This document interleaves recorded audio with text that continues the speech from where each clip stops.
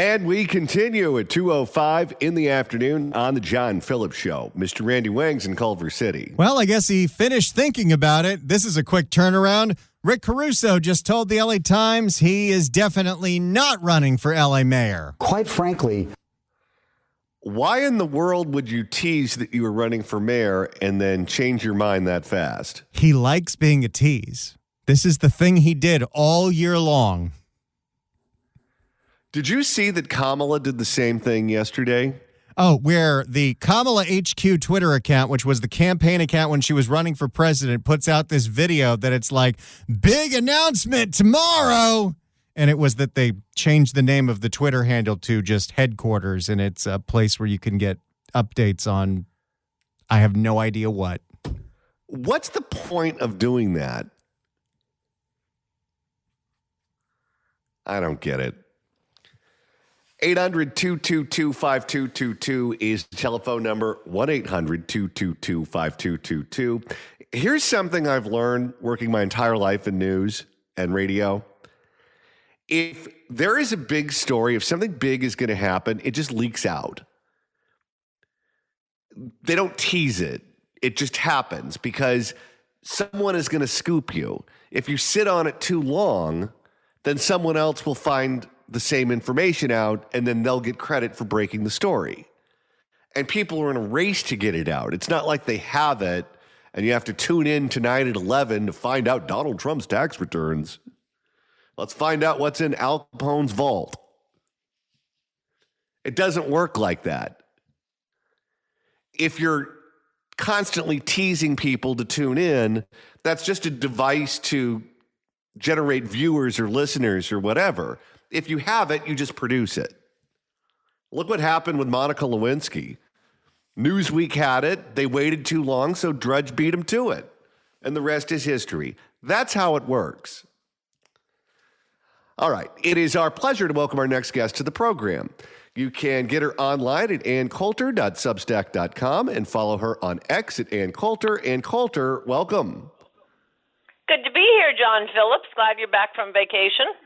Well, thank you so much for stopping by today. We appreciate it. All right, let's start out with a column that you wrote about a couple of weeks ago because I think it's a good one, and so much of it relates to a book that you wrote previously, bestseller, available at Amazon.com, Mugged, where you talk about mob violence, and you talk about the psychology behind dealing with mob violence and what has worked throughout history and what doesn't work and how we're constantly reminded that really it doesn't change how you have to deal with the mob. I think your exact language was you can never overreact enough to a mob because if you let it get out of control, guess what? It's going to take over the city. It's going to spread. It's going to spread to other cities, and you cannot allow that to happen. And what we've seen happen recently in Minneapolis and what we saw with the BLM riots is we saw mob violence where the cops were just told to stand by and watch it. And for whatever reason, the left seems to believe that violence is an acceptable form of speech. So they don't want to do anything about it. And it just spreads and spreads and spreads.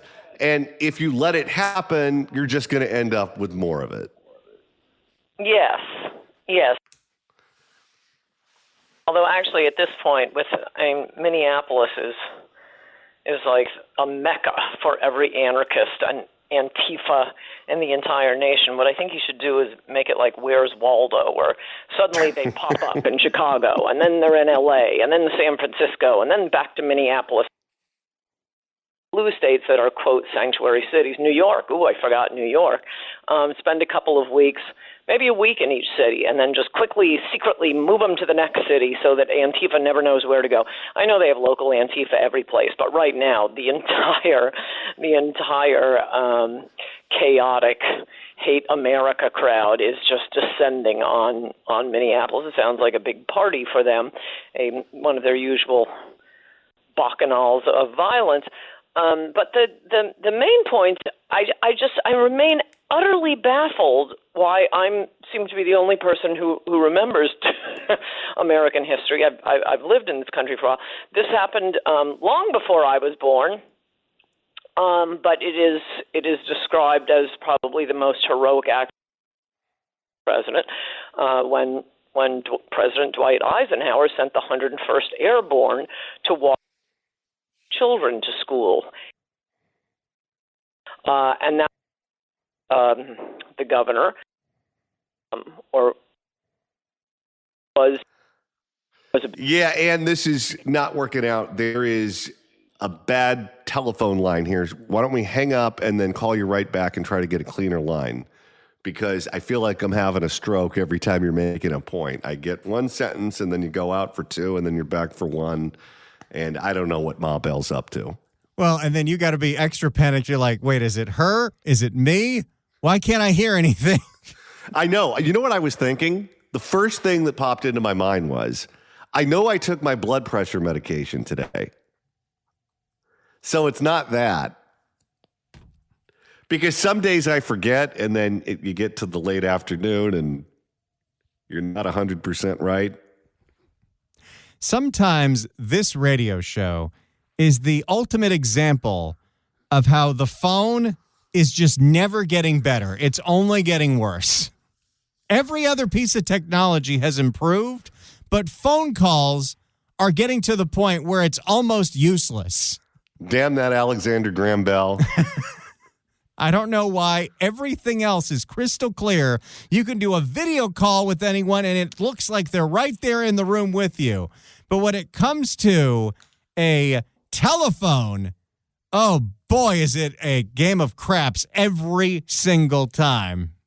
Okay, Ann says she's calling back and no one's answering. I think he just picked up. Okay. So now I'm waiting for him to put her on, and then I'll let you know. Here we go. I think once a week this happens to us now. All right. Ann is back. Fingers crossed. Ann, are you there? Yes, can you hear me now?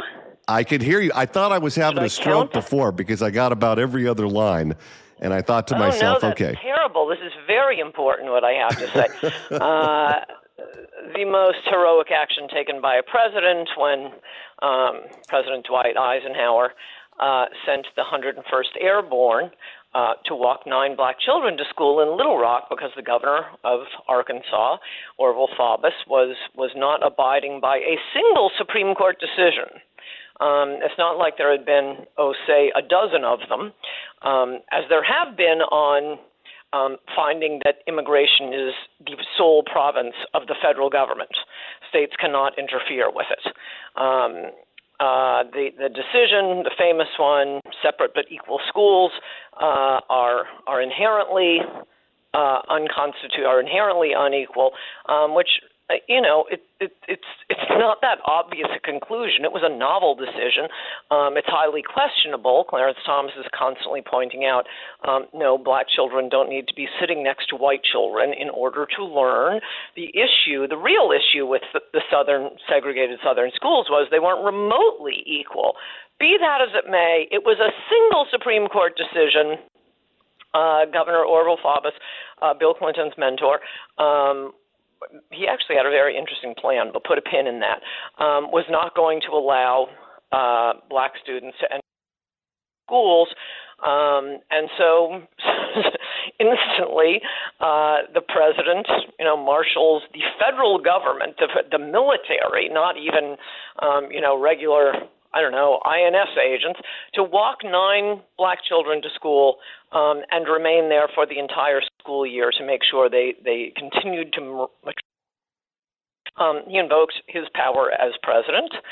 He invoked the Supremacy Clause, and he invoked the Insurrection Act. So this idea that we keep hearing, and including from all these liberal federal district court judges, that, well, this isn't an insurrection.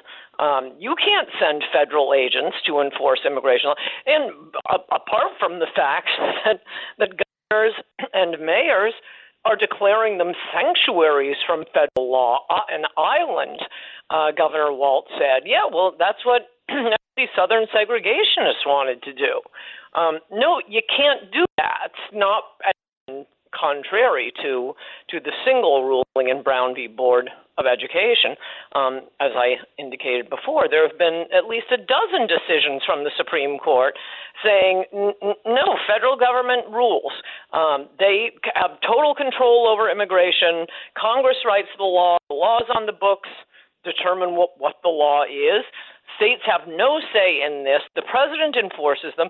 And in fact, you'll probably remember when the great Chris Kobach wrote that, I think it was SB 1070, but it doesn't matter, the Arizona law that was being denounced right and left as the Papers, Please law.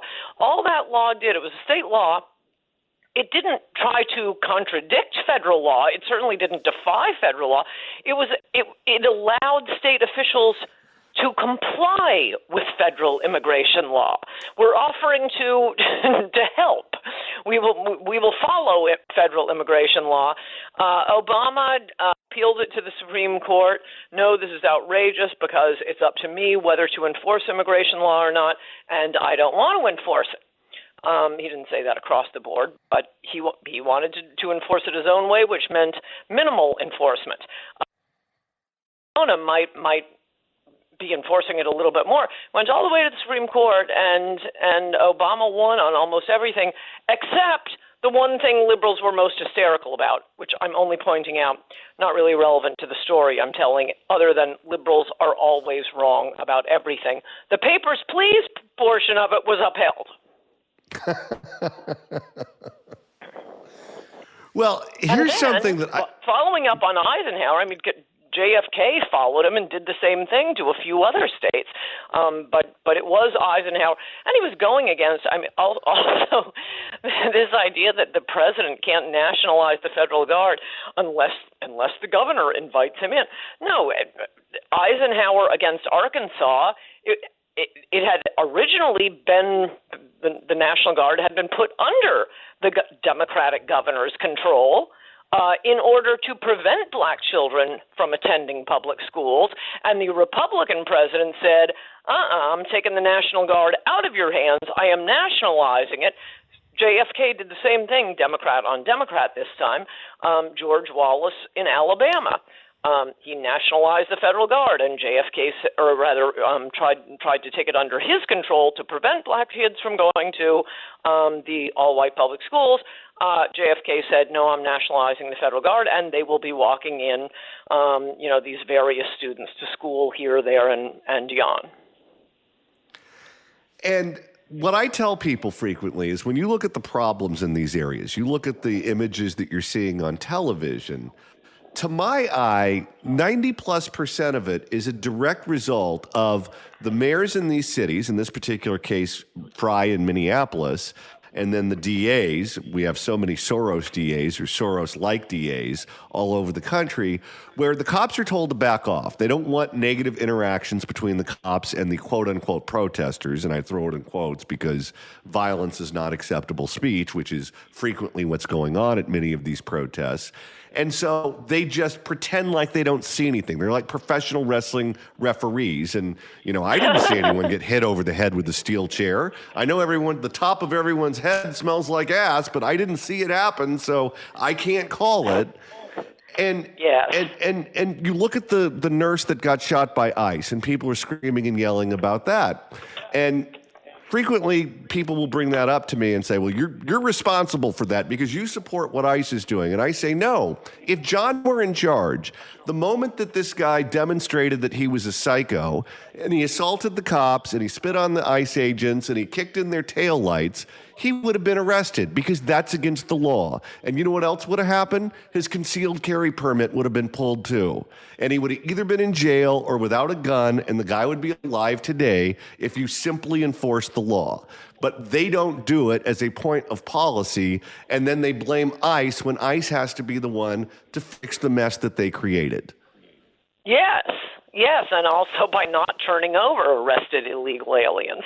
It reminds me of, when it's a big thing for liberals to show us the feeling that is overwhelming the country. Look, these kids are staging walkouts on school. It's really hard to get to get kids to leave school. And similarly, sorry to say it, I mean, cops are brave. I think they should be the ones to board airplanes first. Certainly the policemen in cities in America, they are facing more risk than 90% of our military. In any event, having said that, as we saw during George Floyd, if you're going to yell and harass the police and say, no, don't bother, don't put your life and reputation at risk, just hang out in your police car, yeah, it's easy to get people not to do their jobs. That's much easier than doing your job. But what you say is exactly right. The mayor is saying, and I assume the police chiefs, don't do your job. We're a sanctuary city. You can't be a sanctuary city from federal law, as was proved in much more striking cases, disproving everything liberals are saying about this. Oh, it's not an insurrection yet. They're not overturning the actual federal government. Okay, well, in Arkansas, there were 9 sad black people, and Dwight Eisenhower sent in the 101st Airborne because the state was violating a Supreme Court ruling, federal law rules on civil rights and on immigration. Last question, and we have a couple of minutes left here.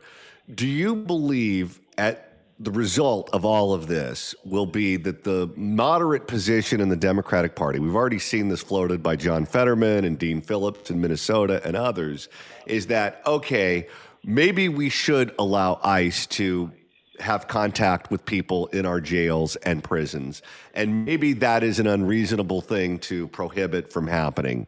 Do you think that the Democratic Party could be moved in that direction as a result of all of this?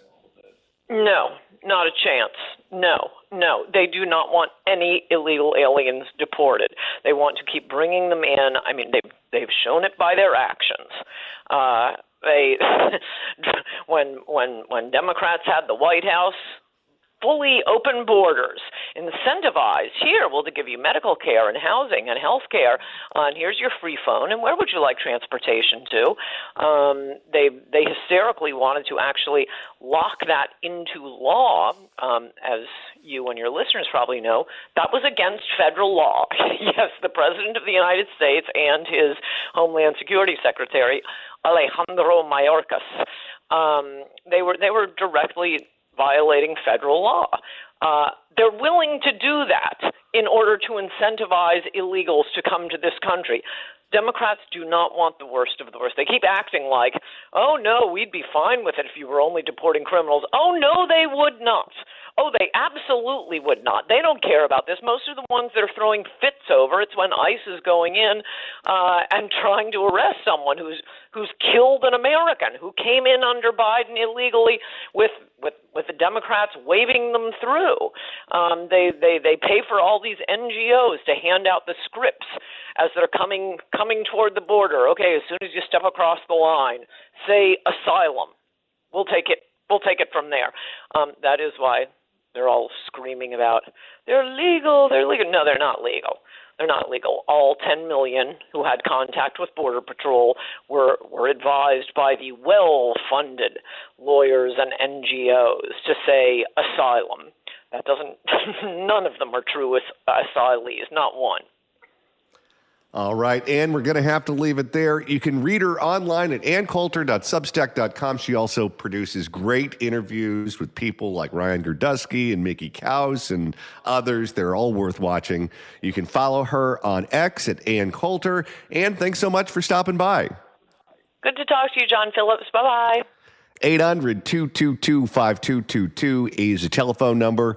1-800-222-5222. If you'd like to email the show, you can do so at johnnydon'tlikeshow@gmail.com. That's johnnydon'tlikeshow@gmail.com.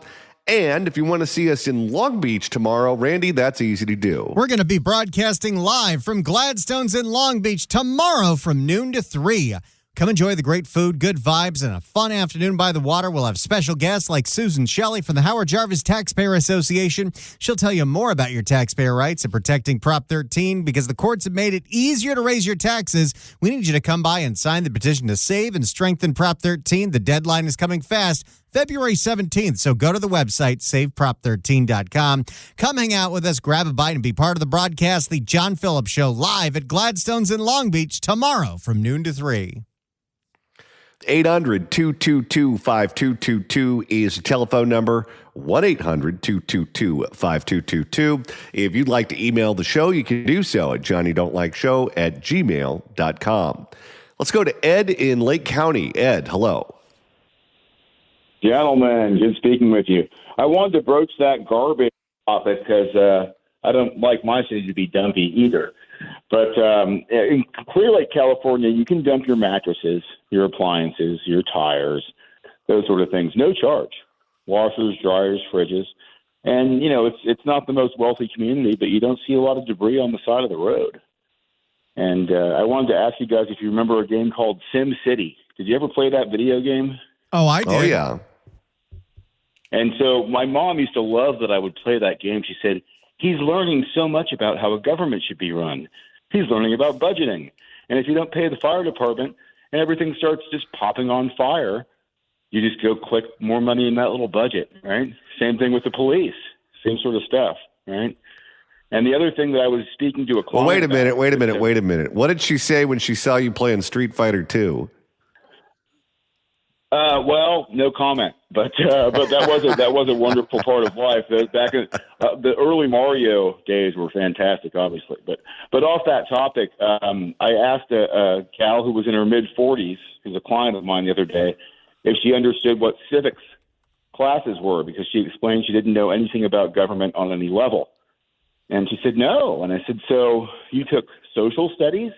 She said, yes. I said, well, there used to be a thing called civics. And it brings back to that topic that I'm always broaching about language and teaching people how to speak and identify things. And if someone was taking a civics class, they would understand these fundamentals that all of these people are lacking, that are going to, again, vote for a Karen Bass or one of these other, you know, Katie Porter, one of these monsters, because they don't understand the basic fundamental principles of our government, our founding. And that's not something they teach in social studies. They teach that in civics. So to say that we need to reinstitute a civics education in a classroom so children understand why it's so important that citizens vote, and the turnout we have being so pathetic on a federal level, regardless of the state level, that we could get a true red wave if we really let people understand how valuable their participation is to make this country run. And that's why, you know, you guys are phenomenal for that. And I try and tell everyone I can to listen to your show because it's a great, fun way to teach people about, you know, local government. And I really appreciate you guys for that. Well, thank you so much for the call. And you raise an interesting point. And it's a point that I was actually kind of thinking of not long ago. In the old days, you're right. They used to call it civics. That's what it would say on the card that they would give you on your first day of class. And you know, at fifth period, you had civics, and that's where you go. When I was in high school, I think they called it government. I don't think they called it civics. They called it government. So it had already changed at that point. When I went to Cal State Fullerton as an undergraduate, I took my courses in the political science department, and my bachelor's degree says political science on it. And then I went to graduate school, and my master's degree, I assumed, was in political science because that was the department where I took all of my classes. But when you look at my degree, it says politics. It doesn't say political science. It says politics. And I'm sure there's a reason why they're changing the term, because there's always a reason, because language, I guess, determines how people think. And I don't know the reason behind that. I don't know why they do it. I don't know if they're trying to push us away from having a positive attitude about American history, American government, American tradition, those sorts of things, or not. But it's certainly something I'm going to look into, especially after this call. Thank you for the call. I appreciate it. All right. we mentioned at the top of the show that LA Mayor Karen Bass is in the middle of a great big scandal. The LA Times finally acknowledged the obvious, which was that she was the one who directed the fire department to water down the report, the after-action report on just exactly what caused the Pacific Palisades fire to be as devastating as it was. She, of course, is denying all of this, but the truth makes it obvious that she certainly meddled in that report to save her own bacon as she seeks another 4-year term as mayor of Los Angeles. Earlier today, we said that Rick Caruso was again flirting with the idea of running for mayor. After the show started, he announced that he would not, in fact, be running for mayor. So far, Spencer Pratt, who was a fire victim himself, has announced that he would be running for mayor. We know that Lindsay Horvath and others are also looking at the race, but they're not official candidates yet. Spencer Pratt is. He had a big event where he outlined just exactly why he's getting involved in this race. Here was Spencer Pratt last night at his campaign launch party. I was hoping someone else would step up and fix this mess. But now you've entrusted me to do the job. And I take that responsibility seriously. I'm going to make sure we do this right. The city doesn't... Someone didn't silence their phone. No one ever does that. The city doesn't need another... Also, they have like the original ringtone. People, by the way, don't even do that on planes anymore, and you're not even supposed to have it on. The city doesn't need another politician brokering deals and trading favors. We need leadership that shows up, takes responsibility, and delivers results. No more cover-ups and corruption. No more self-dealing and incompetence. No more... Well, that means we got to get rid of the whole city council. Or at least, I don't know, 12 of them? No more backroom deals and special interests. We are done with all of it. When I'm mayor, I will serve all the people of Los Angeles, not the insiders and political machines. Our city government will meet its most basic responsibilities again, protecting lives, preparing for disasters, and delivering real recovery when crises hit. Well, what about the other 30 departments that don't do any of that? Oh, yes. They're very close to Karen Bass, too, and they would be very upset if you were to be elected. We will expose and eliminate the waste. Do you think a Mayor Spencer Pratt would give raises to the ex-gang member violence interrupters that if we don't pay them are going to go back to a life of crime? I think those people wouldn't be able to afford any more face tattoos. We will expose and eliminate the waste and corruption that have turned City Hall into a black hole for taxpayer dollars. Every department will be accountable. Every dollar will have a purpose, and every budget will answer to you, the taxpayer. Public safety will be restored as a core function of government. What a novel concept. Wait, so you're not going to spend money on worthless social programs? What are we to do? I will fully support our law enforcement officers and our first responders and demand elite performance from our public safety agencies. Let's support... You mean we're not just going to not fire any of the leadership when they make disastrous mistakes? And it sounds like he'd make sure that they had working trucks, too. Let's support will not mean blind loyalty. It will mean high standards. Corruption and incompetence will be confronted, not covered up. Our homelessness, we are ending the scam. Oh, boy. Oh, Bass is not going to want to hear that. I will dismantle the homeless industrial complex that is... I just want one debate between this guy and Bass. Can you imagine what that would look like if they actually had an honest audit about where we're spending the money on the homeless? It would make all the Somalis in Minneapolis look like small potatoes.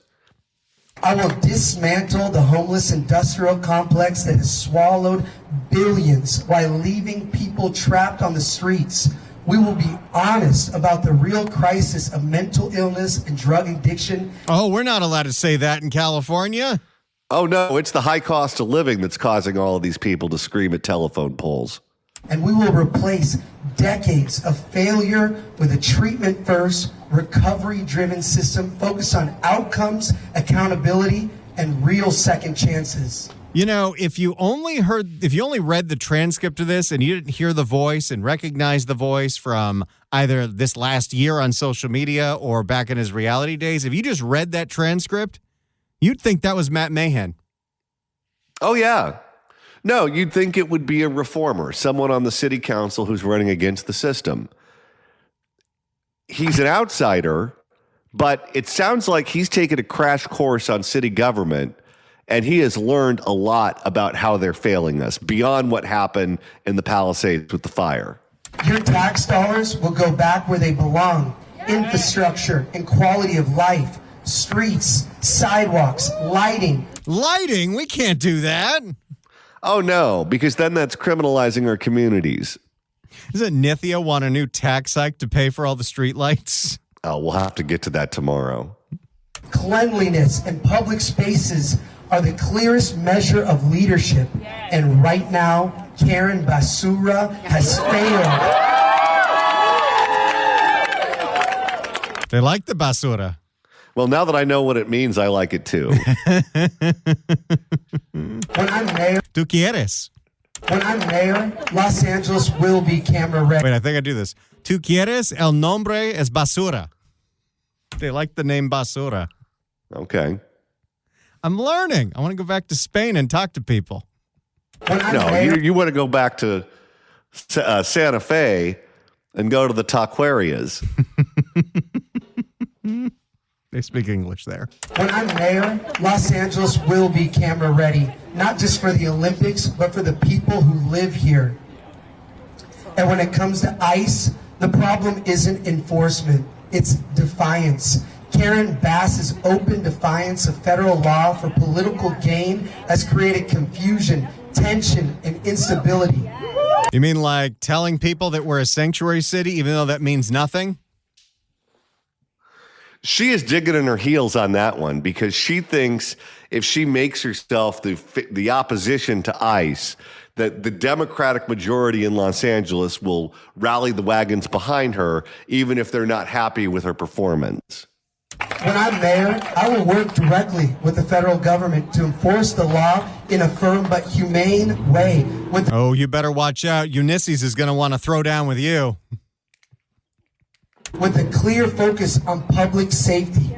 Violent criminals will be removed from our streets and law-abiding. Well, looks like he's going to MacArthur Park. By the way, if he and Ulysses end up in a cage match, I have 10 G's on her. Are we going to get it? And law-abiding, hard-working families will live without fear. This approach is not extreme. It is responsible. In so many ways, I'm going to do what Karen Bass can't do because she answers to the political machine, and I answer to the moral compass inside of me that tells me what's right. Yes. Thank you. The moral compass that says she burned my house down. I love the fact that things in city government are so bad, we're having to turn to reality show people for moral clarity. Well, you know what's interesting too? Like I don't follow his social media too heavily, so I know obviously he lost his house and that his parents lost their house. One thing that I didn't know when he started going on this book tour, he sat down with Entertainment Tonight and talked about the fact, and they literally did the interview from the burned down property, that he cannot rebuild because the city wants him to pay $1.2 million before he can even get a permit. No, I'm telling you, for the fire victims, they're living a nightmare and it's never going to end. Thank you for all coming out tonight and supporting my campaign as we take on the galactic known as City Hall. Karen Bass may have all the unions and special interests, but I have all of you, and that I am deeply grateful for. One last thing, we don't get on the ballot unless we collect 1,000 signatures, so I'm going to need everyone's help. Bring every registered Los Angeles voter you know down to Perry's Beach Club on Valentine's Day and show us some love 2 to 4 p.m. Thank you so much for being here. That's right. You got to actually fill out a whole bunch of signatures if you want someone to run for mayor. So he'll be at Perry's Beach Club on Valentine's Day. Oh, boy. And now, enjoy what's ever left of the margaritas. Yeah, it sounds like he's going to be there for happy hour, too. Maybe Dana Williamson will be there. Are you allowed to drink with a new liver? I mean, what's the point of getting one if you can? Well, there you go. Spencer Pratt has officially launched his campaign for mayor of Los Angeles. And now that Buettner's out and Caruso's not running, he's pretty much LA's only hope. Unless Horvath runs, but that is not necessarily a better ending to this story. Well, we're going to have probably Lindsay Horvath getting in this race, who is going to be the, what was the name of Ryan Felipe's wife?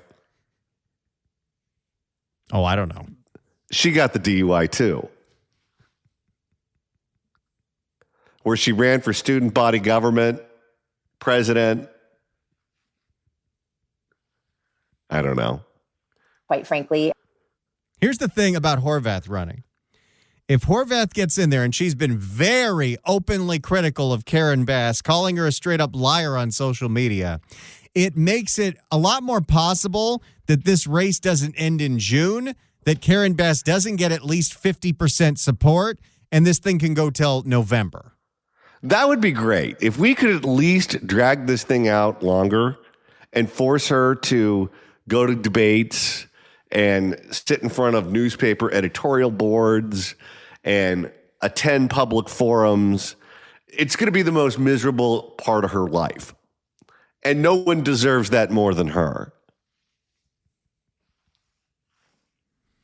So we at least have to drag this out until November. I mean, you could see a situation. The latest polling that came out last week, the one that I guess Lindsay Horvath is looking at, is that Karen Bass has an approval rating in the city of LA in the 30s. So if there are alternative choices, you could potentially see a situation. It's not likely, but it's also not improbable that if it's Horvath, Pratt, and Bass on the ballot and then all the 26 other gadflies, it's possible that Karen Bass doesn't even make the top two. Okay, I was thinking about Reese Witherspoon in the movie was Legally Blonde. Okay, then. I had no idea where you were going with that. That's who Lindsay Horvath would be in this race. She would be the chick from Legally Blonde. It's funny, I couldn't remember the name of the movie, but I did remember she got a DUI. This is how I think she was super belligerent with the cops, too. I think this is how your brain works. It's not the movie they were in, it's how they were on TMZ. What are you going to do? All right, it's the John Phillips Show.